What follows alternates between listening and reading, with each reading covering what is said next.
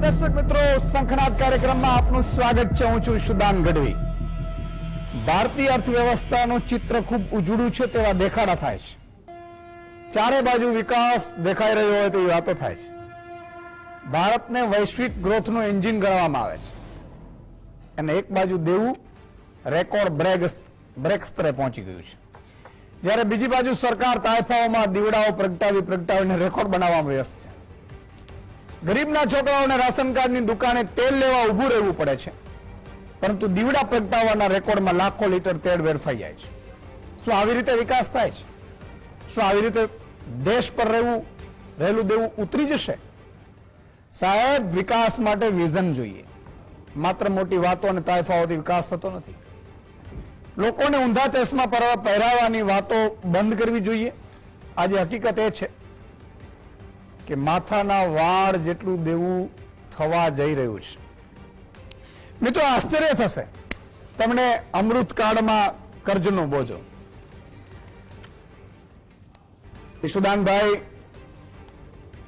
તમારી માટે દરેક મુદ્દા ઉપર વિષયો સાથે તમારો અવાજ, તમારા દિલમાં રહેલું, તમે મનમાં વિચારશો ને કે આના ઉપર ઈશુદાનભાઈ શંખનાદ કરવું જોઈએ, તો અહીંયા થઈ જશે. બીજે ખબર નથી, આપણે બીજાની કોઈ ગેરંટી નથી, કોઈ ક્યારે કોઈની ગેરંટી નથી. પણ એક વાત એ છે મિત્રો, સત્ય જ્યારે જ્યારે કોઈ પણ બોલે ને એને કિંમત ચૂકવવી પડતી હોય છે. સાહસ જે પણ કરે ને એને કિંમત ચૂકવવી પડતી હોય છે. આપણે મારી એટલી જ વિનંતી છે કે જ્યાં જ્યાં સત્યનો દીવડો પ્રગટતો હોય ત્યાં સાથ આપીએ. તમે અત્યારે જીએસટીવીની સામે ગોઠવાઈ ગયા છો, મને પૂરો વિશ્વાસ છે. 5-25 લોકોને ફોન પણ કરો. ફોન લાઈન પણ ખોલીશું થોડી વાર પછી. પણ સૌથી મોટી વાત શું છે ખબર છે? તમને જે વસ્તુની ખબર નથી, તમારા ઘરે બેઠા શંખનાદ માધ્યમથી એ વાત પહોંચાડવી, એનો બીડું મેં ઝડપ્યું છે. અને એટલા માટે ઝડપ્યું છે કે અત્યારે 142 કરોડ દેશવાસીઓ છે. દેશ આઝાદ થયો ત્યારે 35 કરોડની આસપાસ હતો. ડોલર કેટલે છે કોઈ કહેશે મને? સામેથી અવાજ આવે? અત્યારે ડોલર $1 કેટલું છે? મજાની વાત મિત્રો એ છે કે આપણો દેશ એટલો સમૃદ્ધ છે. સમજો, તમને એમ થશે કે ઈશુદાનભાઈ આવી કેમ વાત કરે છે? એટલો દેશ સમૃદ્ધ છે, પણ ક્યાં ખબર છે? નેતાઓ, ઉદ્યોગપતિઓ, અધિકારીઓ અને 2-5% કેટલાક બુચશિયાઓ, માલ બધું ત્યાં ગોઠવાયેલું પડ્યું છે. તમે તાળીઓ વગાડીએ છીએ, મજા લઈએ છીએ.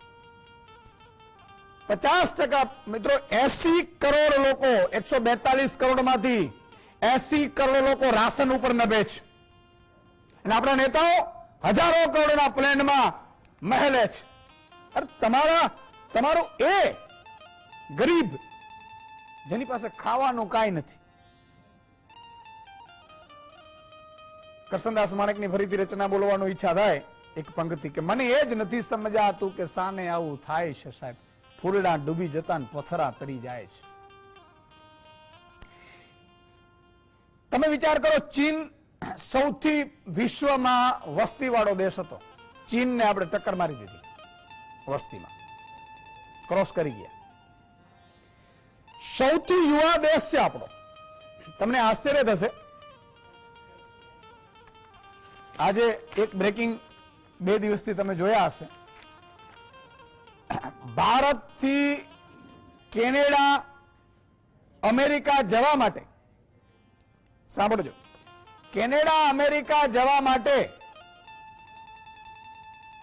લોકો, હમણાં એક ડંકી પિક્ચર આવી એના ઉપર છે, દુબઈ ત્યાં રસ્તે જાય, દુબઈથી નિકાગો જાય, નિકાગોથી ફ્રાન્સ જાય, મેક્સિકો બોર્ડર જાય. એમાં કેટલા તો ગોળીઓ ખાઈને મરી જાય છે, છતાં આ દેશ છોડીને જવું છે.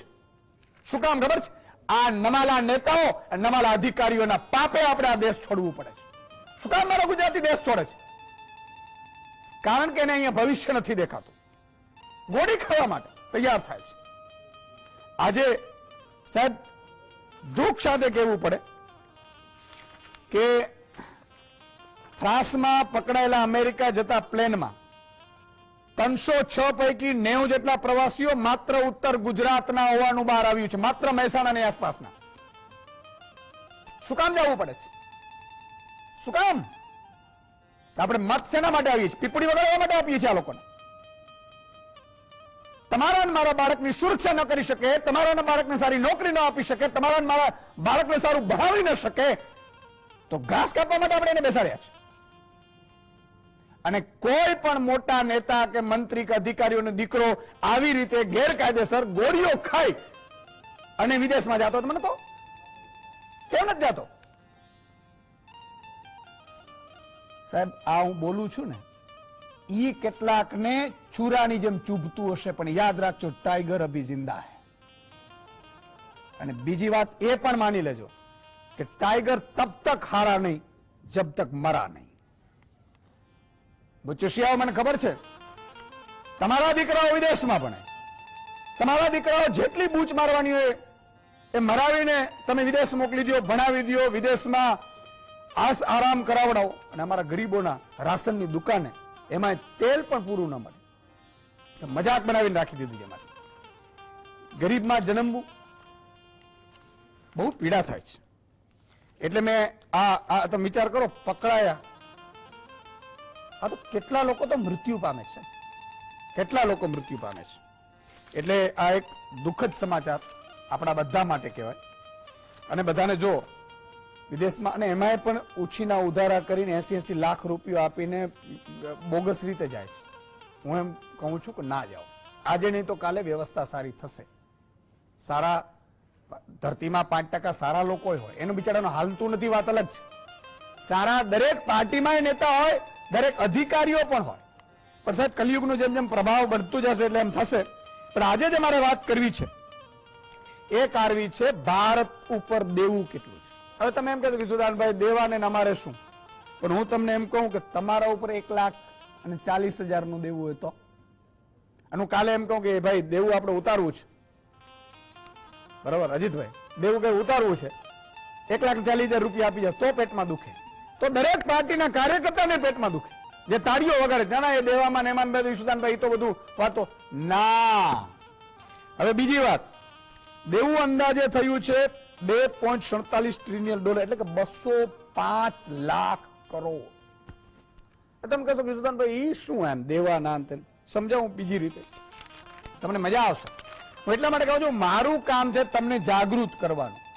પછી તમને દીવડો તેલ પૂરો તો ઠીક છે, ના પૂરો તો ઠીક છે, જેવું કરશું એવું આપણે ભોગવશું, બરાબર છે? એ તો ઈશ્વરનો નિયમ છે. પણ ઈશ્વરે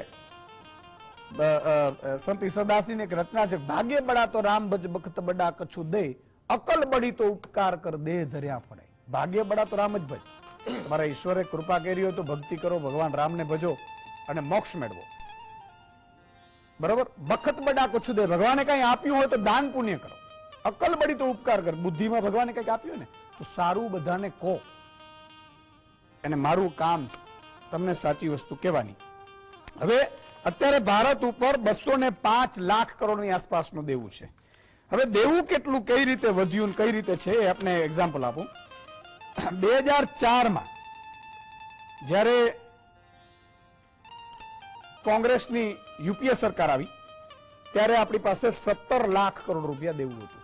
17 લાખ કરોડ. એ વધીને 2014 સુધીમાં 55 લાખ કરોડ રૂપિયા થયું. કેટલું થયું? 55 લાખ કરોડ. હવે માની લો કે 67 વર્ષ થયા આઝાદીને, આમ 75 થયા, પણ આ 9-10 વર્ષ ઓછા કરી નાખીએ તો 67 વર્ષ કે 66 વર્ષ રહીએ.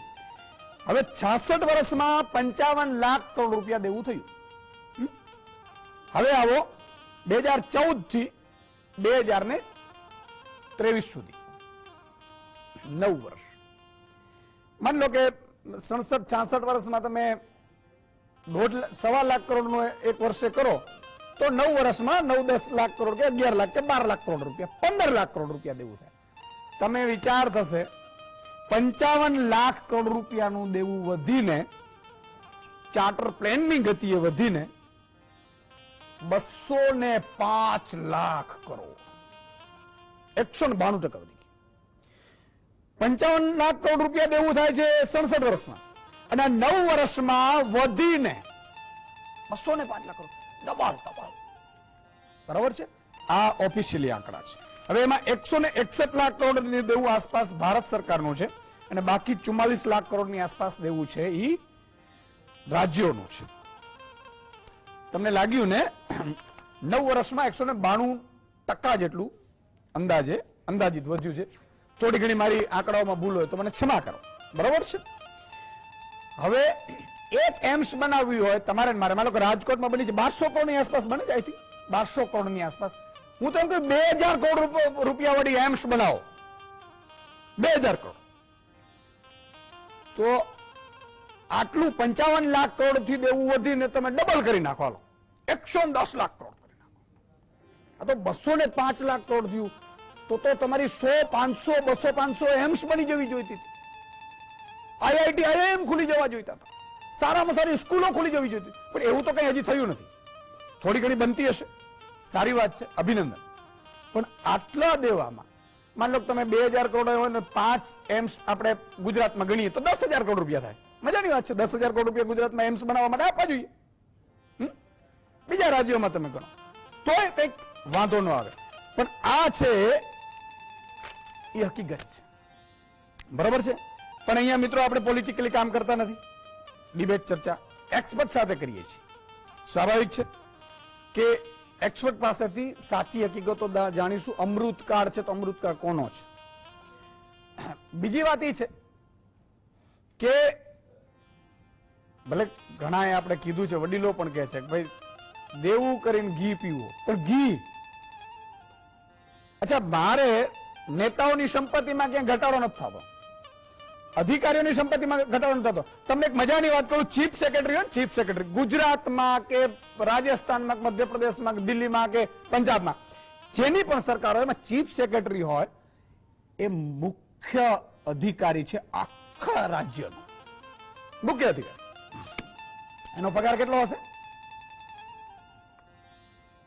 2.5 લાખની આસપાસ, 2.5-3 લાખ રૂપિયા સાહેબ. અને 50,000 કે 50-60,000, 70,000 તો એનો ખર્ચો થતી તો મહિને એને 2 લાખ રૂપિયા બચત થાય.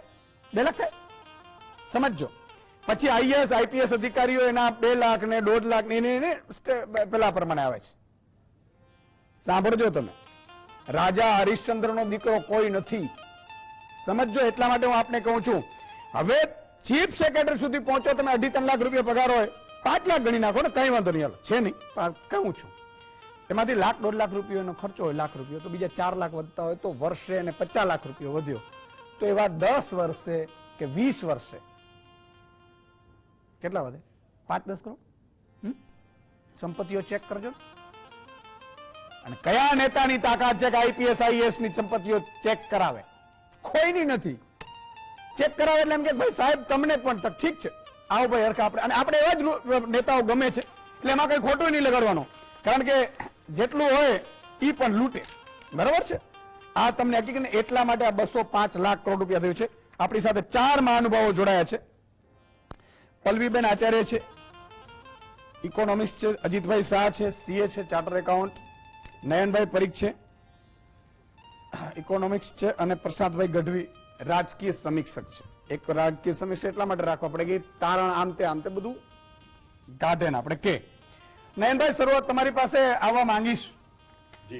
નયનભાઈ હશે જ, પણ હું અહીંયા મેં પહેલા જ કહ્યું છે દર્શકોને કે હું અહીંયા કોઈ પાર્ટીના અધ્યક્ષ તરીકે નહીં, માત્ર ને માત્ર જનતાના ભાઈ તરીકે ન્યુટ્રલ આખા ગુજરાતના મુદ્દા, દેશના મુદ્દા હશે એ સાચા સચિત રીતે મૂકવા માટે અહીંયા બેઠો છું. અહીંયા સંપૂર્ણપણે મારી પરીક્ષા છે કે હું સંપૂર્ણપણે ન્યુટ્રલ, નિષ્પક્ષતાથી સચ્ચાઈ છે, કારણ કે સચ્ચાઈ પણ ઘણા બોલવાની તાકાત નથી. તો સચ્ચાઈ મૂકવા માટે આપણે છીએ.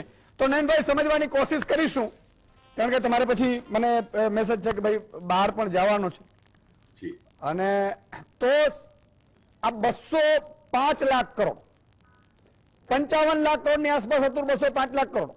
કેટલું બધું સ્પીડમાં વધ્યું? કારણ ઈશુદાનભાઈ, જે તમારી વાત છે એ જ કદાચ આપણા જીએસટીવી ના વાચકોને ઈઝી પડે એટલા માટે સરળ ભાષામાં સમજાવું તો શું, લાખ કરોડ 1 લાખ કરોડ એ કદાચ લોકોને એ સમજવામાં થોડી તકલીફ થાય, તો હું એમ કહું છું કે આપણા જે દેશનો જીડીપી છે એના લગભગ અત્યારે આપણું દેવું 80% ઉપર પહોંચી ગયું છે. એટલે શું કે જે સામાન્ય માણસ આપણો જે જીએસટી વાળું જોતો હોય તો 1 લાખ રૂપિયા કમાતો હોય અને એનું દેવું જો 80,000 રૂપિયા ઉપર જતું રહે તો એના કારણે શું તકલીફ થાય? અને એના કારણે અમુક જે વૈશ્વિક સંસ્થાઓ છે જેમ કે ઇન્ટરનેશનલ મોનેટરી ફંડ છે, એ લોકોએ જે આપણને ટકોર કરી છે કે તમે ધ્યાન રાખો કે તમારું દેવું જે છે એ જે તમે જે ગતિએ ચાલી રહ્યા છો, અને ઈશુદાનભાઈ તમે વાત કરી એમ કે આપણું જે દેવું છે બહુ હાઈ ગતિથી તો નથી ચાલી રહ્યું ને એમ, અને તમે ચાર્ટર્ડ વિમાનની વાત કરી કે વિમાનની ગતિએ તમે આંકડાઓ સાથે બી લોકોને સમજાવવાનો ટ્રાય કર્યો. એમનું એ કહેવું છે કે જે ગતિએ તમે વધી રહ્યા છો આગળ, અને હજુ જે રીતે આગળ વધો તો તમારું જે દેવું છે તમારા જીડીપી કરતા પણ વધી ના જાય. એટલે તમારી જે આવક છે તમે જે પ્રોડ્યુસ કરો છો એના કરતા દેવું વધારે થઈ જાય તો એ જરા તમારી ઇકોનોમી માટે કેટલું વ્યાજબી રહેશે. એટલે એ તરફ એક આપણને આઈએમએફે થોડી આપણા તરફ લાલ બત્તી બતાવી છે કે તમે એક ધ્યાન રાખો કે આમાં કેવી રીતે થઈ શકે, અને તમારા જે એક્સપેન્ડિચર છે, તમારું જે ફાઇનાન્શિયલ ડિસિપ્લિન છે એ કેવી રીતે એ પ્રમાણે કરો કે જેથી આ દેવું એવા સ્ટેજ પર ના પહોંચી જાય જ્યાં એ તમારી ઇકોનોમી માટે સારા નરસા પરિણામો લાવી શકે. એટલે એ, અને ભારત સરકારે ઓફકોર્સ એ ચીજ એક્સેપ્ટ નથી કરી, અને એમનું કહેવું છે કે આપણું દેવું જે છે એ ઘી પીવા માટે કર્યું છે, જેમ આગળ ઈશુદાનભાઈએ કહ્યું. એટલે અને કદાચ આઈએમએફ ને લાગે છે કે તમે આ દેવું જે છે એ કોકાકોલા પીવા માટે તો નથી કર્યું ને એમ, અને એ કરો તો એનું શું આગળ પરિણામ થાય. અને ખરેખર જો ઘી પીવા માટે કરતા હો, જે ઇન્ફ્રાસ્ટ્રક્ચર પ્રોજેક્ટ માટે કરતા હોય સારું. એટલે હું આપણા સામાન્ય દર્શકને એમ કહું કે તમે દેવું લો મોટું તો શેના માટે લો? એટલે કાં તો તમે છોકરાઓને ભણાવવા માટે લો તો એક સારું દેવું છે, કારણ કે એજ્યુકેશન નહીં આપો તો છોકરો ક્યાંથી પહોંચી વળશે. પણ તમારું જે ડે ટુ ડે ઘરનો ખર્ચો છે એ જો તમારું આવક નહીં પહોંચી વળે એના માટે તમારે દેવું કરવું પડશે તો કેવી રીતે ચાલશે? અને પછી એના ઈએમઆઈ ના હપ્તા, એટલે આપણા જે બજેટ છે એમાંથી કેટલો ભાગ જે છે એ રીપેમેન્ટ માટે જતો રહેશે એ બીજું જોવાનું છે. એમનું કહ્યું છે કે આ બે ઉપરાંત જે અત્યારની 3 મેઇન રેટિંગ એજન્સી છે કે જે કોઈ પણ દેશના પરફોર્મન્સને, દેશની ઇકોનોમીને ઇવેલ્યુએટ કરે છે, એ ત્રણેય દેશની જે ત્રણેય આંતરરાષ્ટ્રીય એજન્સીસ છે એ લોકોએ અત્યારે કહ્યું છે કે ભાઈ જરા ઇન્ડિયાનું જે રેન્કિંગ છે એ લોકોએ ઇન્વેસ્ટમેન્ટ ગ્રેડ આપ્યું છે, હજુ આગળ નથી આપ્યું.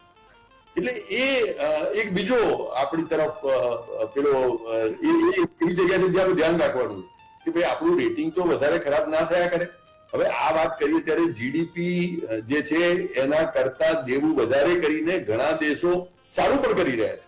એટલે માત્ર ને માત્ર દેવાના પ્રમાણથી પોતાની જાતને ઇવેલ્યુએટ કરવી એ બરાબર નથી, પણ જો સારી ચીજ માટે દેવું લીધું હોય, આપણે દેવું કરીને કોઈ જેમ ભણાવ્યું હોય, આપણે દેવું કોઈ એવી પ્રોડક્ટિવ એસેટ માટે કર્યું હોય કે જેથી આપણી પોતાની ઇન્કમ વધે, તો એ દેવા કરવાનો એક પોઝિટિવ છે અને પોઝિટિવ અસર છે.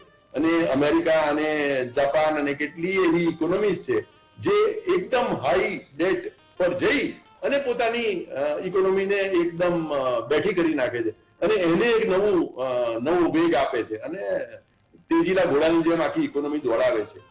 આપણે લોકો આમાંથી કયું કરી રહ્યા છીએ એ આપણે જોવાની વાત છે, અને એનું ઇન્ટ્રોસ્પેક્શન હું માનું છું કે આવી ચર્ચા દ્વારા ઈશુદાનભાઈ કરે અને જીએસટીવી કરે તો એ આપણે કે આ દેવું જે છે એને ખાલી ક્વોન્ટમથી ના જોઈએ, ક્વોન્ટિટી જોઈએ કે જેટલું છે એ કેવી રીતે આપણે દેવાને શેમાં વાપરીએ છીએ, અને એ દેવાને એવી રીતે વાપરીએ છીએ જેથી આપણી જીડીપીમાં આગળ ગ્રોથ થાય કે આપણે આ દેવું એટલા માટે કરી રહ્યા છીએ કે જેથી આપણે રીપેમેન્ટ કરીએ.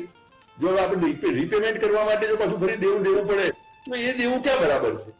આ સાથે આઈએમએફ એ પણ કહ્યું છે કે ફોરેન એક્સચેન્જનું આપણું જે મેનેજમેન્ટ છે એ પણ એનું કહ્યું છે કે ટોટલ ફ્રી નથી. ચોક્કસ આરબીઆઈ એ પણ એમાં ધ્યાન રાખવું પડે કે જેથી સાવ રૂપિયા અને ડોલર વચ્ચેનો રેટ એકદમ ઇમ્બેલેન્સ ના થઈ જાય. આ ઉપરાંત આપણે ક્રૂડ વગેરે જે ઇમ્પોર્ટ કરીએ છીએ એટલે આપણું જે ફોરેન એક્સચેન્જ ઉપરનું ડિપેન્ડન્સ છે એ પણ વધારે છે. પણ એક એમણે ફોરેન એક્સચેન્જનું આપણું મેનેજમેન્ટ, અને આપણને ખબર છે કે રૂપિયા અને ડોલરનો રેટ ક્યાંથી ક્યાં જઈ રહ્યો છે, એમાં કંઈક કેવી રીતે આપણે સારું મેનેજ કરી શકીએ. એમાં આઈ થિંક લોંગ ટર્મ કામ આપણે એ કરવું છે કે આપણે એક્સપોર્ટ વધારવું પડશે. આપણા જો ઇમ્પોર્ટ વધારે હોય અને એક્સપોર્ટ ઓછું હોય તો એવું થયું ફોરેન એક્સચેન્જમાં આવે 2 રૂપિયા આપણે આપવા 3 રૂપિયા પડે તો દર વખતે કંઈ ને કંઈ આપણને તકલીફ પડવાની જ છે.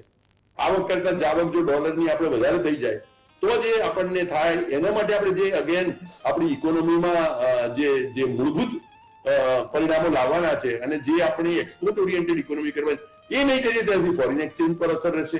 ફોરેન એક્સચેન્જ ઉપર જ્યાંથી અસર કરીશું ત્યારે આપણી ઇકોનોમીને આ દેવું જે છે એ થોડું વધારે ભયજનક થઈ જાય એવું આપણને લાગે છે. એના ઉપરાંત એક આપણે જે આસ્પેક્ટ છે ઇન્ફ્લેશનનો જોઈ લેવો જોઈએ કે ઇન્ફ્લેશન અત્યારે તો આખા વિશ્વમાં વકરી રહ્યું છે અને ફૂડ ઇન્ફ્લેશન, બાકીના બધા ઇન્ફ્લેશન વધી રહ્યા છે. એમાં આપણી શું પરિસ્થિતિ છે?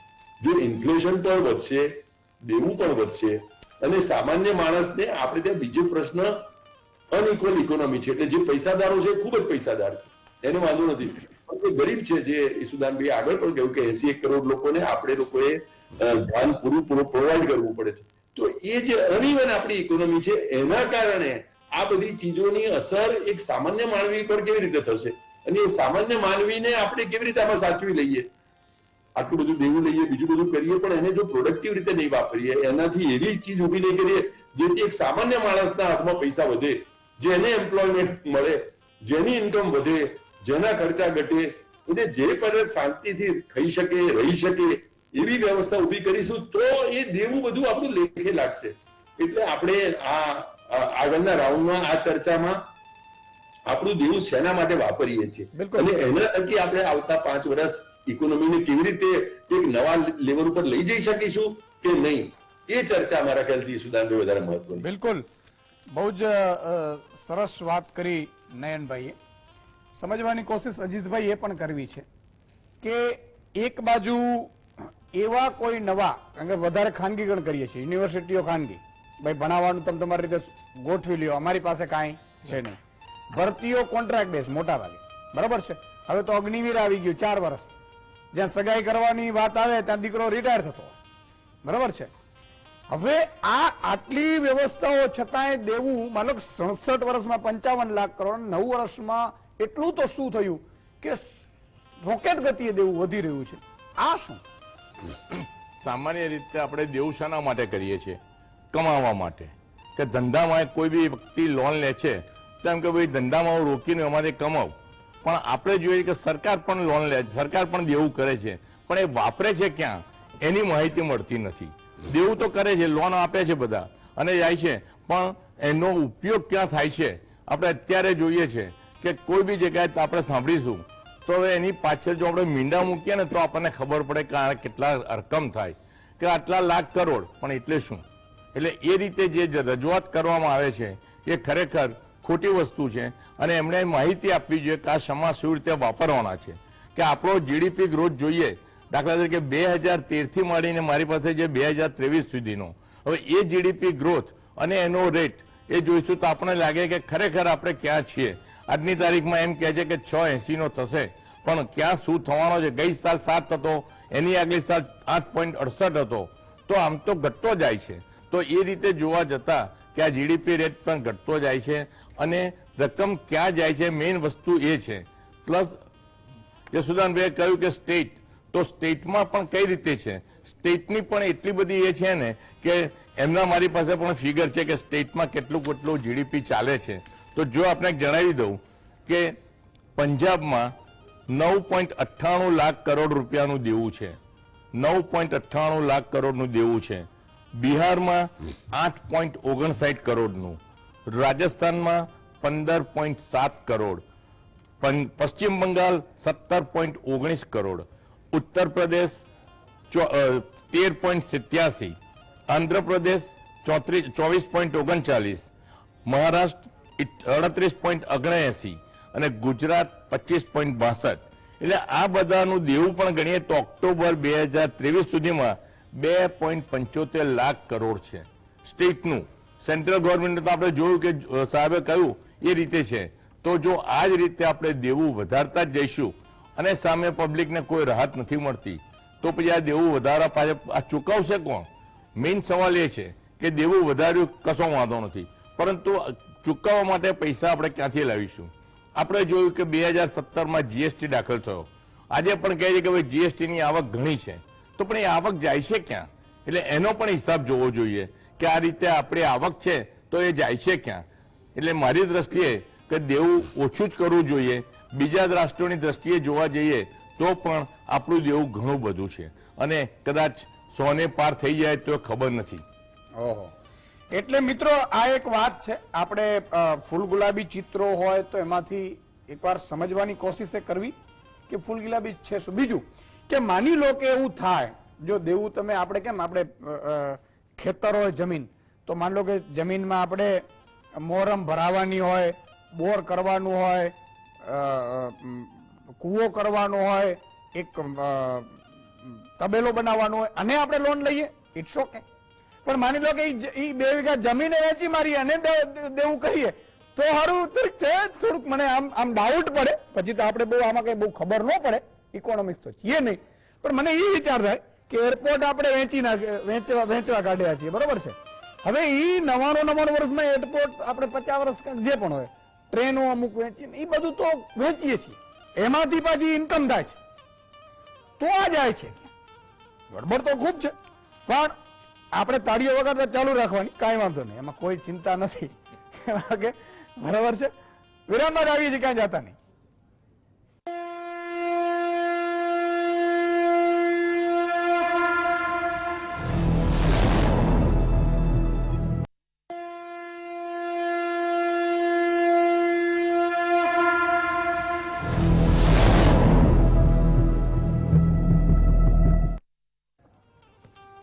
વિરામ બાદ આપનું સ્વાગત છે.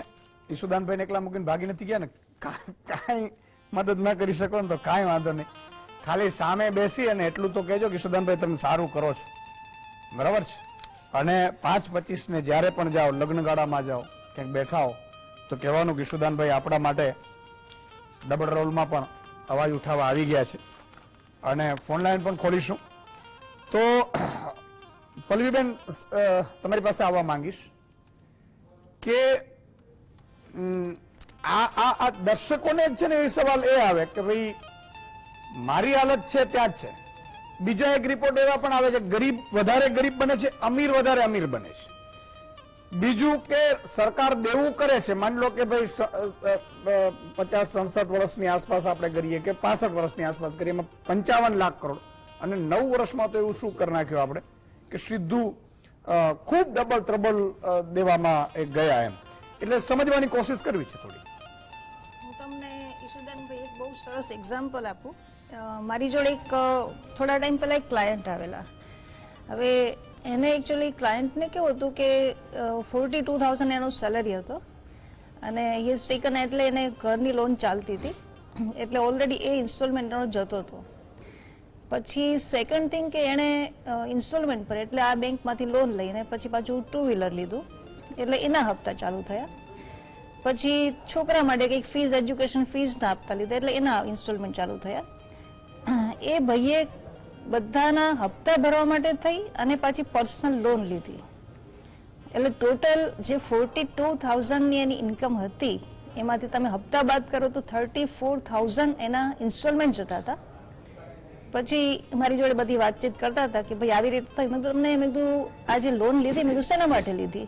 એટલે મને કે આ બધા હપ્તા બહુ ચડી ગયા હતા એટલે પર્સનલ લોનની જરૂર હતી, એટલે 3 લાખની પર્સનલ લોન લઈને એના હપ્તા ચાલુ થયા.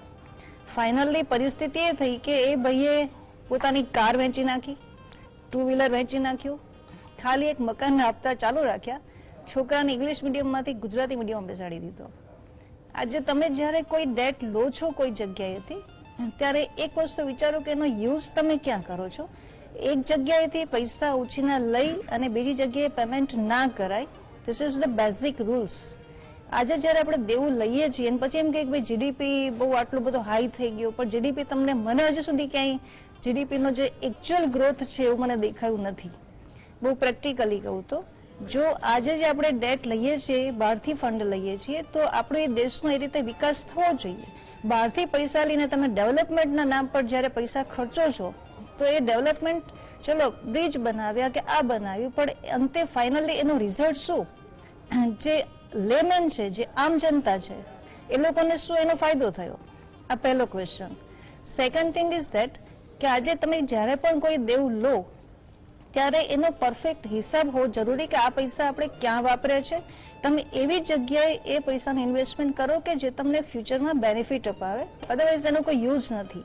આજે હું કોઈ જગ્યાએથી લોન લઈને જો ઘરના ખર્ચામાં વાપરતી હોઉં તો એ લોનનો કોઈ મતલબ નથી.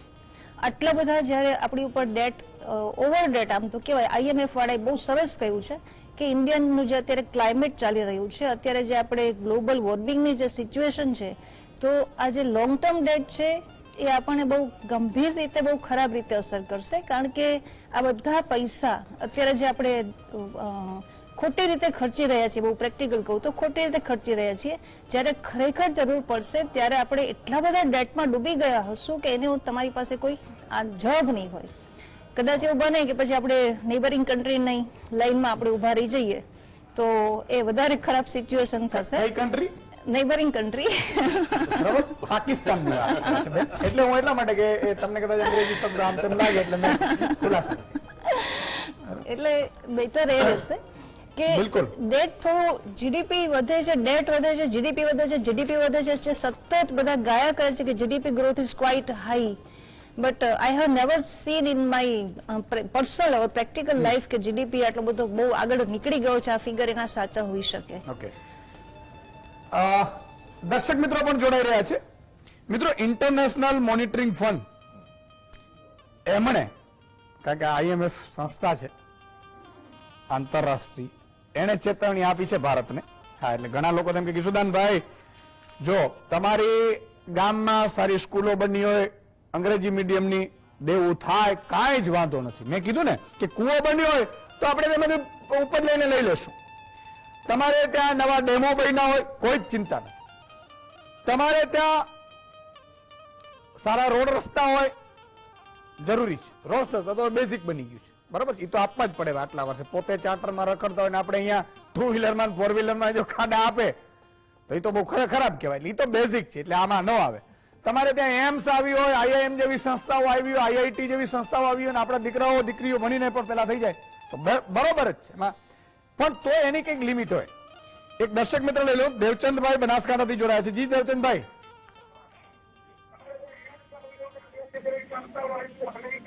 દેવચંદભાઈ, તમે વોલ્યુમ ધીરો કરી નાખો, GSTV ત્યાં જુઓ છો.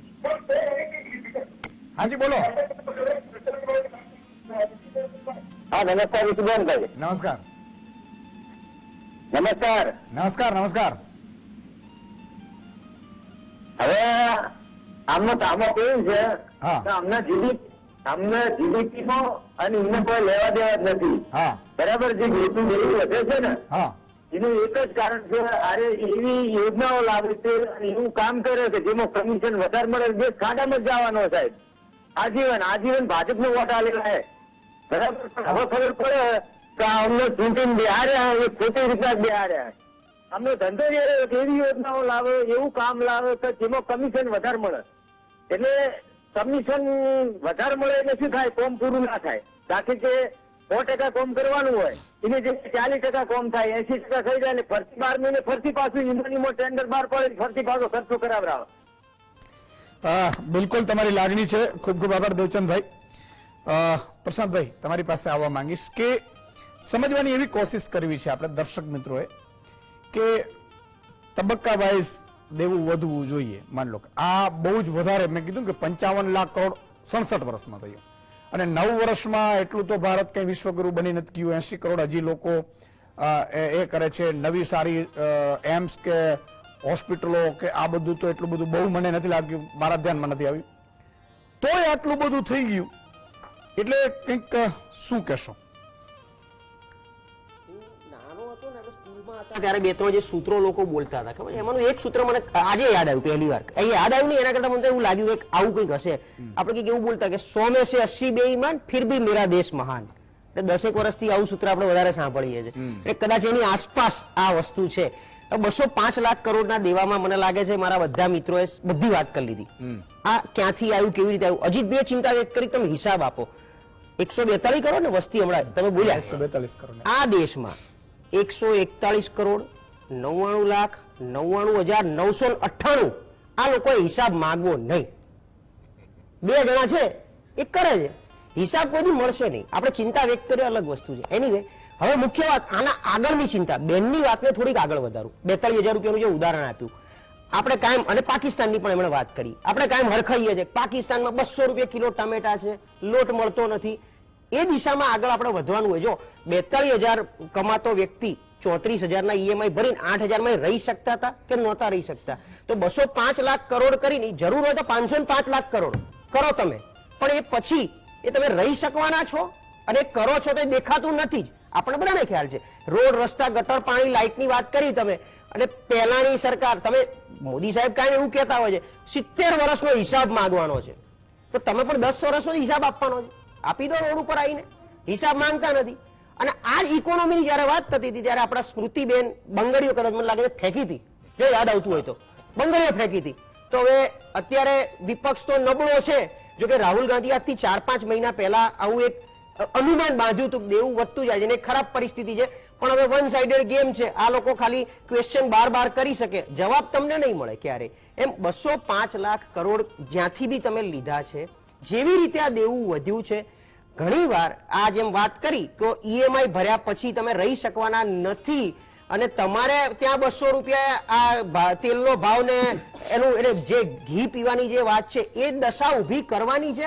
કારણ કે આવી વ્યક્તિમાં શું થાય કે જે દિવસે નોકરી જાય એ વ્યક્તિની, તો એની પાસે સેવિંગ કેટલું છે, કેટલા મહિના એ સસ્ટેન કરશે, અથવા તો એવી નવી બીજી નોકરી ના મળે ત્યાં સુધી એ વલખા મારશે. તો નથી ને કોઈ ગ્લોબલ ઇકોનોમિક વોર જ્યારે થયું, અને આવી પરિસ્થિતિમાં શું દેશ એટલો સક્ષમ હશે કે 1 વર્ષ, 2 વર્ષ, 6 મહિના, 8 મહિના, જેમ રશિયા અને યુક્રેનના યુદ્ધમાં યુક્રેનને બહારથી બધું મળી જ રહ્યું અને ઊભું રહી શક્યું છેક સુધી, તો શું ઇન્ડિયા એ દિશામાં ઊભું રહેશે? એટલા તમે સક્ષમ છો દેશને ઊભા રાખવા માટે?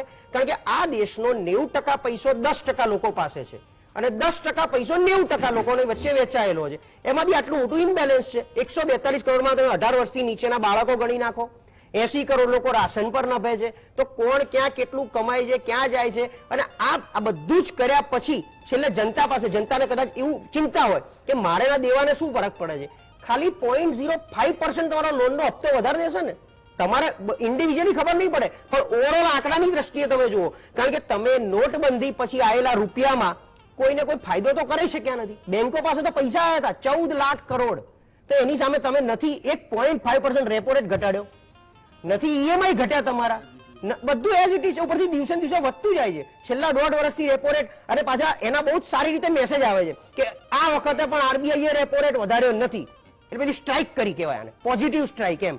તો આ બધું કેવી રીતે થાય છે? હિસાબ આપો. તમે 70 વર્ષનો માંગ્યો, પેલા રોયા IOCL ના બોન્ડ પેલા પેટ્રોલ માટે.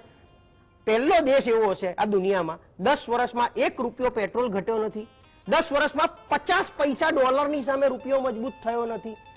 મારો દેશ મહાન છે, મેં કીધું એ રીતે દેશ તો મહાન જ છે આપણો, પણ આવો પહેલો દેશ કદાચ આપણે જોયો હશે જેમાં થઈ રહ્યું છે. ઓવરઓલ ફરી પાછા 205 લાખ કરોડના હિસાબ ઉપર જો તમે આવીએ, જેમ બુલેટ ટ્રેન, એક નાનકડું એક્ઝામ્પલ, તો બુલેટ ટ્રેન, એની રિકવરી, એનું ROI, તો આવા પ્રોજેક્ટ્સ કયા છે, ક્યાં ચાલે છે? તમે શિક્ષણમાં ક્યાં છો? આજે જ આવ્યું હતું ને, યુનિવર્સિટીઓ પ્રાઇવેટ કરી છે અને એમાં ગુજરાત 5મા ક્રમે છે. ગુજરાતની જ વાત કરીએ તો ગુજરાતનું ટોટલ બજેટ વર્ષનું 3 લાખ કરોડ, અને એની સામે દેવું તમે બોલ્યા. અને 1 વર્ષ પહેલા મને ચોક્કસ યાદ છે, 1 વર્ષ પહેલા મેં ડિબેટ કરી હતી જ્યારે 2,80,000 કરોડ, 2.80 લાખ કરોડ આપણું બજેટ હતું અને 3,80,000 કરોડ આપણું દેવું હતું ગુજરાતનું. તો એની સામે ગુજરાત ખરેખર એ દિશામાં જઈ રહ્યું છે કે પછી અમદાવાદથી 20 જ કિલોમીટર દૂર જઈએ ને એ ગામમાં તમને ના વીજળી મળે, ના પાણી મળે, ના રસ્તા મળે, કાંઈ મળે, તો પૈસા જાય છે ક્યાં? બિલકુલ.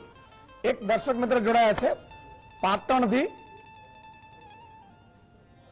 ભાવેશભાઈ. જી ભાવેશભાઈ. ચાણસમાં. હાજી, ચાણસમાંથી બોલો બોલો. મારો પ્રશ્ન એવો છે કે રાજ્ય સરકાર ખેડૂતોને જે સાહેબ પેલા લોકો લોન શબ્દ આવતો ને સાહેબ લઈને ઘેર કોઈ હબુ કરવાના હોય છે, બરોબર. જયારે આજે સાહેબ સરકારોને જાહેરાત આપી પર ગોલ્ડ લોન, જમીન પાક ધિરાણ, આ છે ને આ બધું અન્ય, બરોબર. આ સરકાર ખેડૂતોને સાહેબ લોનો સવારથી જ પકડાઈ દે. લોન લોકો કોઈ ખેતીનો કોઈ કાર્ય કરતા નહીં સાહેબ, લોનો માટે દોડી રહ્યા છે, બરોબર. લોન થી વિકાસ ના થાય સાહેબ, લોન યોગ્ય જગ્યાએ વપરાવી જોવો.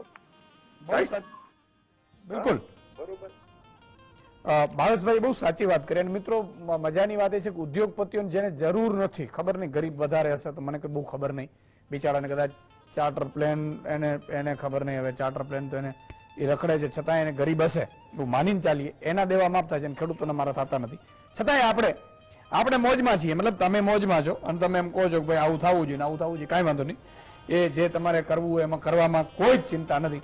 સવાલ એટલો છે કે 205 લાખ કરોડ દેવું આવ્યું બરોબર આપણી ઉપર. હવે માની લો કે અત્યારે બધા લોકો તાળીઓ પડે ને એને એમ કહી દે કે ભાઈ કામ કરો ભારતનું દેવું આપણે પૂરું કરી દેવું છે.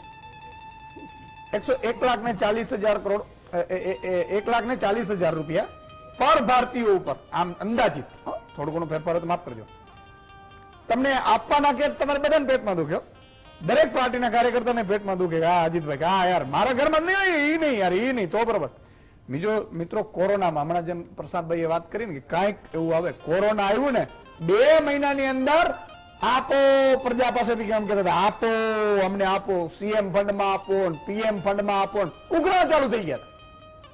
6 મહિના આપણો દેશ વિધાઉટ ટેક્સ ચાલી શકે એમ એવી સ્થિતિઓમાં નથી સાહેબ. આ પેટ્રોલ ને ડીઝલ ઉપર 60 રૂપિયા ટેક્સ લે છે છતાંય તમને ગમે છે, ગમાવો કાંઈ વાંધો નહીં, મજા કરો, હું તો એમ કહું છું આનંદની વાત છે. બીજું કે શહેરમાં તો મધ્યમ વર્ગની એવી હાલત છે કે અજીતભાઈ જો તમારા બાળક ભણે છે, તમે એની સ્કૂલ ફી ભરો, દર વર્ષે પાછો વધે છે, એક દિવસ વિરોધ કરો, વધારે બહુ વિરોધ નહીં કરવાનો, એક દિવસ વિરોધ કરો, ફરીથી તમારે બીમાર પડ્યા છો તમારા ખર્ચે હોસ્પિટલમાં દવા લઈ આવો. આમ સરકાર કઈ નહીં કરે. ઉપરથી માની લો કે તમારા હેલ્મેટ નથી પહેર્યું, 1000 રૂપિયા આપી દો, 500 રૂપિયા આપી દો, બરાબર છે, કાગળિયા નથી બરોબર, હાલો ભાઈ ડ્રાઈવ કરો. હમણાં પેલો દારૂની છૂટ આપી ગિફ્ટ સિટીમાં અને અમદાવાદમાં એવું કીધું કે એફઆઈઆર કરો, આજે પોલીસ વાળાએ પીસી કરી 39 એફઆઈઆર કરીને કે વાહ વાહ તાળીઓ વગાડો.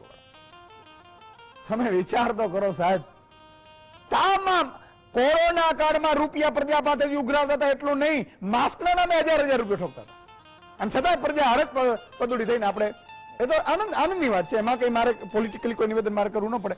એક ભાવનગરથી દર્શક મિત્ર છે, પછી બીજો રાઉન્ડ લઈ લઉં મહેમાનોનું. રમેશભાઈ જી હાજી બોલો. આ લોકોએ સાહેબ આ ગવર્મેન્ટે વેચી દીધું બધું. હલો હાજી આ લોકોએ આપણે આરબીઆઈ પાસેથી કઈક 60-70 લાખ કરોડ રૂપિયા લઈ લીધા. પછી તમને કહું કે આ ગાડીઓના ધંધા એને હાવ ભાંગી નાખ્યા. આ તો સૌનો વિકાસ છે સાહેબ. એટલે દેણું થાય ને તો દેણામાં તો બધાનો વિકાસ જ છે ને, નો વિકાસ છે તો કઈ નહીં, પણ બાકી તો બધાનો વિકાસ છે. મારે ટ્રાન્સપોર્ટ નો ધંધો છે, અલંગમાં હાલું છું, ભાવનગર થી બોલું છું. એકદમ 6 મહિનાથી હાવ બંધ છે સર. 15 દિવસે એકાદી વાર ગાડી ભરાય. એમાં હું બધું ઘરે છોકરાઓ ભણે આ કરે. મારે 5 વર્ષથી તો મારો છોકરો કોન્ટ્રાક્ટ બેઝ ઉપર છે, જીપીસીબી માં છે તો કોન્ટ્રાક્ટ બેઝ ઉપર છે. બાકી આમાં કોઈ નિર્ણય આપતા કે નથી કોઈ વસ્તુ આપતા કાંઈ. આ ગવર્મેન્ટમાં જે બેંક લોન કરી, બેંક લોનમાં મેં 2,18,000 ઉપાડ્યા હતા, એના 2,65,000 ભર્યા તો અત્યારે બેંકે તમારે 3 લાખ રૂપિયા ભરવાના છે.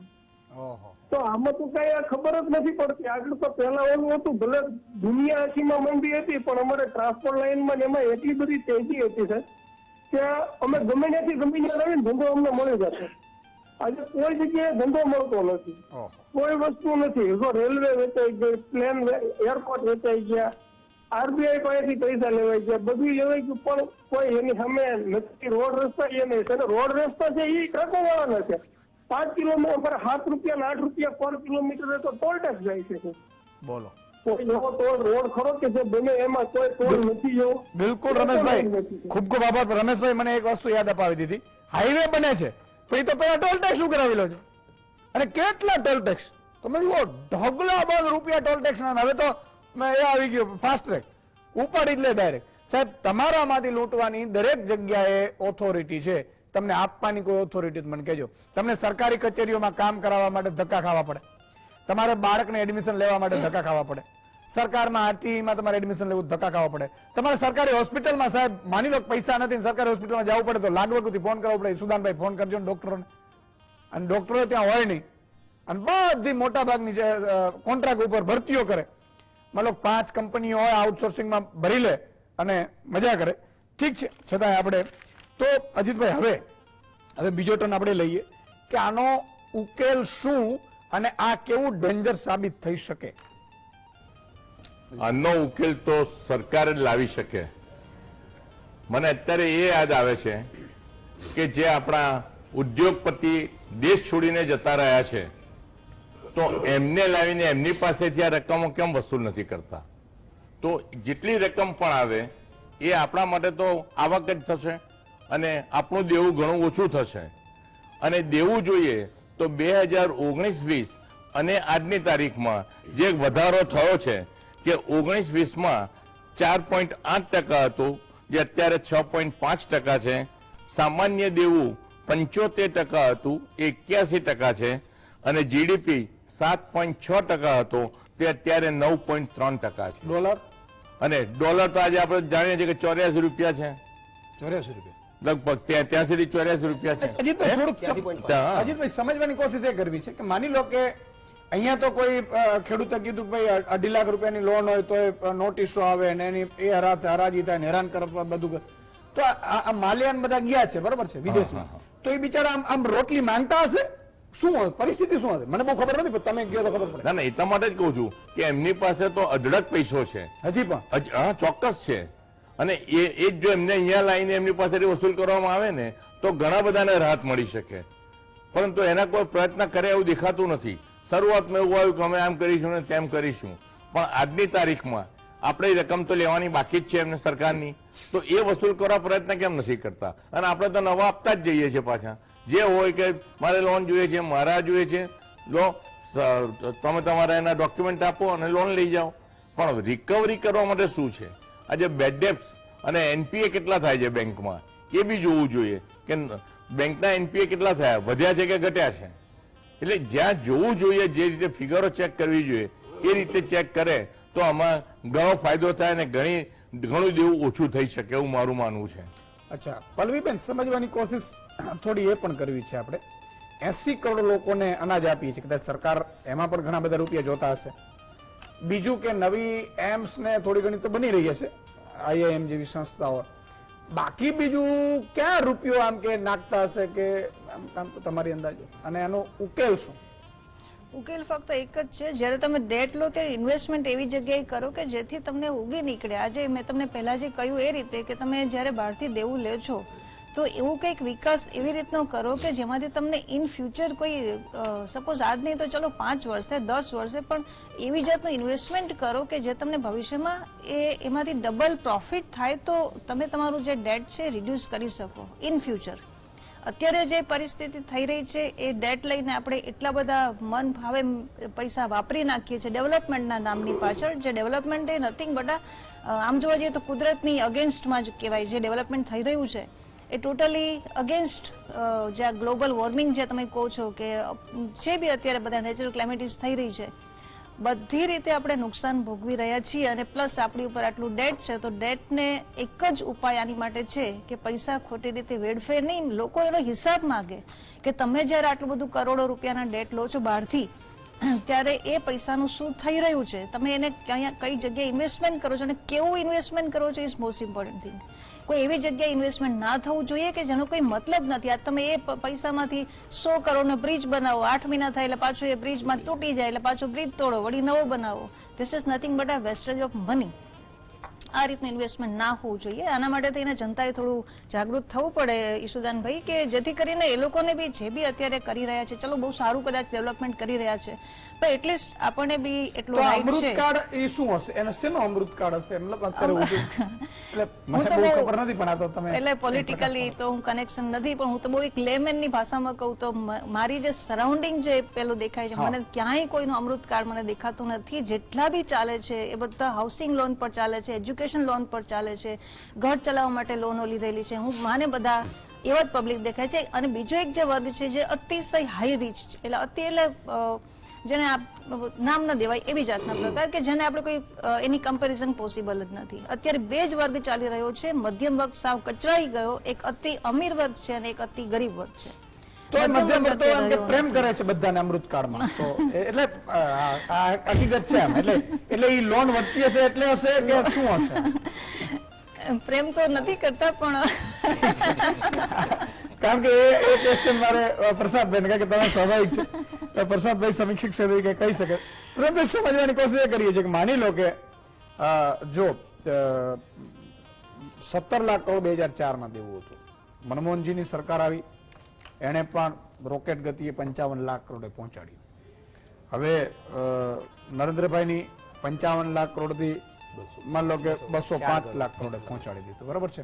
બીજું કે પેટ્રોલ આપણે 35 રૂપિયા મળવાનું હતું, એ કઈ મળ્યું નહીં, છતાંય આપણે ખુશ છીએ એમ કે ભાઈ આ પેટ્રોલની જરૂર નથી.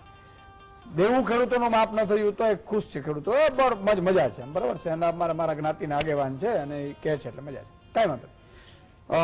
સરકારી શાળાઓ ટોપ ક્લાસ બની નહીં એટલે પ્રાઇવેટમાં મૂકવા ગયા પેટે પાટા બાંધીને એ આપણે કરી લઈએ છીએ, હોસ્પિટલમાં જાતે ખર્ચો કરીને એ પણ કરી લઈએ છીએ.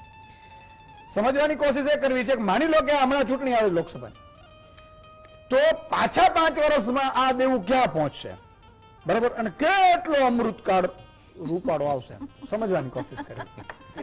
5 વર્ષમાં કઈ ના આવ્યું. હમણાં જે આપણે ચિંતા વ્યક્ત કરી, કોઈ ગ્લોબલ વોર, એ પછી ઇકોનોમિક વોર હોય કે બીજું કોઈ વોર હોય, તો આ પરિસ્થિતિ આ જ રીતે કદાચ 5મા વર્ષે આપણે તો ડિબેટ જ કરવાની છે, કારણ કે આપણે પોલિટિકલી કઈ જવાની નથી અને આપણી ડિબેટની એમની ઉપર કોઈ અસર થવાની નથી. એટલે 5મા વર્ષે 205 તો 505 જે હમણાં કીધું એની ઉપર આપણે ચર્ચા કરશું. ઓવરઓલ જો મને એવું લાગે છે બંને બાજુ આપણે, તમે કીધું ન્યુટ્રલ એકદમ તટસ્થ વેથી જનરેશન ગેપ કદાચ હોય એમ. પહેલાના સમયમાં 25,000 વ્યક્તિ કમાતો વ્યક્તિ 5,000 બચાવી શકતો હતો. અત્યારે એ જ વ્યક્તિ 25,000 પગારમાં 5,000 બાજુવાળા પાસેથી ઉધાર લઈને એનું ઘર ચલાવે છે, પણ એને એવો ભરોસો છે કે આજે નહીં તો કાલે મારું નસીબ ચમકવાનું, મારી મહેનત ચમકવાની છે અને મારા પગાર 50,000 થવાનો છે, એટલે આ 30,000 મને પોસાવાના છે. એટલે જેમ એફડીઆઈ નો આજ યુપીએ સરકારે એફડીઆઈ 51% કર્યું ત્યારે પુષ્કળ વિરોધ કર્યો અને એ જ એનડીએ સરકારે પછી અત્યારે 100% એફડીઆઈ કર્યું. એટલે જે બહારથી વ્યાપ વધ્યો, પેલા સરકારી નોકરિયાત જ વધારે હતા અને ખેડૂતો વધારે હતા, ઇન્ડસ્ટ્રીયાલિસ્ટ બી બહુ ઓછા હતા. તો ઇન્ડસ્ટ્રીનો વેગ કેવી રીતે આપવો, બીજું બાયલેટરલ એટલે કન્ટ્રી રિલેશન્સ કેટલા સુધર્યા છે, એક કન્ટ્રી સામે તમારું દેવું કેટલું એક્સેપ્ટ કરે છે અને કેટલું વધારે આપે છે ભૂલવાની શરતે. આપણે અમુક મિત્રો ભૂલવાની શરતે મદદ કરતા હોય, 10,000 રૂપિયા તો લઈ જા, પાછા ના આપતો, એમ શું અત્યારે આ દેવું છે એમાં ગ્લોબલ દેવું કેટલું છે, ડોમેસ્ટિક કેટલું છે. એ જે ડોમેસ્ટિક તો છે તો પ્રજાની માથે જ આવવાનું, પણ ઇન્ટરનેશનલ છે એ બહારને દેશો કઈ રીતે વસૂલે છે તમારી સાથે, કારણ કે એ બી પાછું આપણો ડોલરની સામે રૂપિયો મજબૂત નથી થતો એનું કારણ બી આ જ છે, કારણ કે આપણું એક્સપોર્ટ નથી. તો એક્સપોર્ટની સામે ઇમ્પોર્ટમાં એક કન્ટ્રીઝ આપણને કેટલી મદદ કરે છે કે ભાઈ આટલા પૈસા તમે આટલા ટાઈમમાં ચૂકવશો, નહીં ચૂકવો તો એને બીજી કઈ રીતે એડજસ્ટ કરી શકાય. આ જનરેશન ગેપ કદાચ હોય, તમને ભરોસો હોય હા કે અમે બરાબર છીએ અને અમે જે કરીએ છીએ તમારા એટલે હિતમાં છે, તો આપણને હમણાં દેખાવાનું છે જ નહીં. તો એ હિત ખરેખર ક્યારે દેખાવાનું છે, કારણ કે આમ જોવા જાવ તો કદાચ તમે 2024માં ચૂંટાઈ જશો, પણ 29 પછી શું એમ. એટલે ઓવરઓલ તમે ભલે 2047 સુધીનો રોડમેપ આપી દો, એટલે આખી આ જર્નીમાં જે થઈ રહ્યું છે એ ક્યાંક ને ક્યાંક ભટકાવાનું છે. તમે જે ગતિએ જઈ રહ્યા છો બુલેટ ટ્રેનની કે રોકેટની, 15 લાખની વાત કઈક આવી હતી, થોડી ઘણી સાંભળી હતી, ખબર નહીં સાચી ખોટી, તો એ 15 લાખ માની લો આપી જાતે એક નાગરિકને તો કેટલું વધી ગયું દેવું ક્યાંથી રહ્યા આપવાના હતા એ તો જુમલો છે, કદાચ સાહેબ પોતે સ્વીકાર્યું છે એટલે આપણે સ્વીકારીએ છીએ કે આ જુમલો હતો, આપણે સ્વીકારી લેવાનું. એ આવવાના નથી, આવવાના નહોતા એટલે આપણે સ્વીકારી લઈએ છીએ કે એમનો જુમલો આપણે માથે ચડાયો. જેમ નથી કે તમારો ઋણ માથે ચડાયું, એમાં તમારો જુમલો હવે માથે ચડાવી દીધો, 15 લાખ ના આયા. સો ભટકાવા કરતા મેં શું કીધું કે આ જે ગતિએ તમે જઈ રહ્યા છો એમાં કાલ ઉઠીને કાં ભટકાશો ને કાં તમે ઉજળા થશો. પણ અત્યારે જનતાને મજા એટલે આવે છે કે આ બધું ગ્લેમર રોજનું જોવે છે બહારનું બધું, એ ગ્લેમરમાં ઘણા નથી કેતા બળદ ગાડામાં જઈશું પણ વોટ તો આપીશું, મજા છે. એટલે એ થવા દો, ચાલવા દો. હા એટલું ચોક્કસ આપણે ધ્યાન દોરતા રહેવું પડશે જનતાનું અને સરકારનું પણ, અને સરકાર પણ આપણી આ વાતને જો નેગેટિવ લેતી હોય તો એમની મોટી મૂર્ખામી છે, કારણ કે સરકાર તમે જવાબદાર છો, અમે ક્વેશ્ચન પૂછવા માટે જવાબદાર છે, તમે જવાબ આપવા માટે જવાબદાર છો. એટલે ઓડિટ હિસાબ જે કંઈ આપવું હોય, એટલે તમે શું કહો છો 80 કરોડ જે અનાજ ઉપર નભે છે ઈ પ્રશ્ન પૂછે, ઈ બિચારાને કઈ ખબર જ નથી, સરકાર શું કહેવાય? 80 કરોડ ને ક્યાં પૂછવાનો સવાલ? નહીં ઈ સરકારને પૂછશે.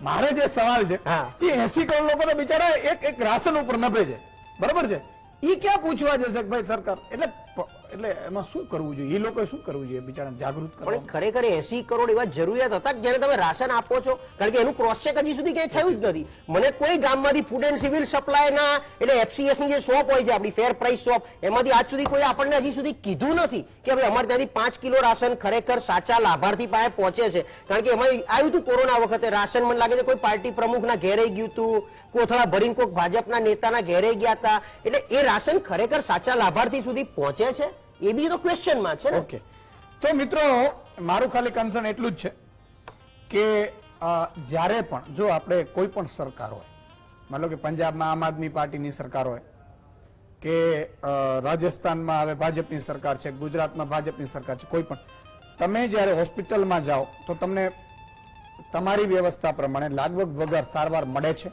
સારી મળે છે. ન મળતી હોય તો એ સરકારનો વાંક છે. એ પંજાબ હોય, દિલ્હી હોય, ગુજરાત હોય કે રાજસ્થાન હોય કે મધ્યપ્રદેશ હોય. હું એટલા માટે કહું છું કે કેટલીક વસ્તુ મારે તમને જાગૃત કરવાની. તમે ખેડૂત છો, સર્વે થયું, માવઠાનો રૂપિયા તમને પડ્યા, જો ન પડ્યા તો સરકાર જવાબદાર છે. જે તે સવાલ કરો અને મત માંગવા આવે ત્યારે પૂછો. કોઈ જ્ઞાતિનો આગેવાન તમને મને આપવા નહીં આવે કે ન આપણો ધર્મગુરુ આવશે.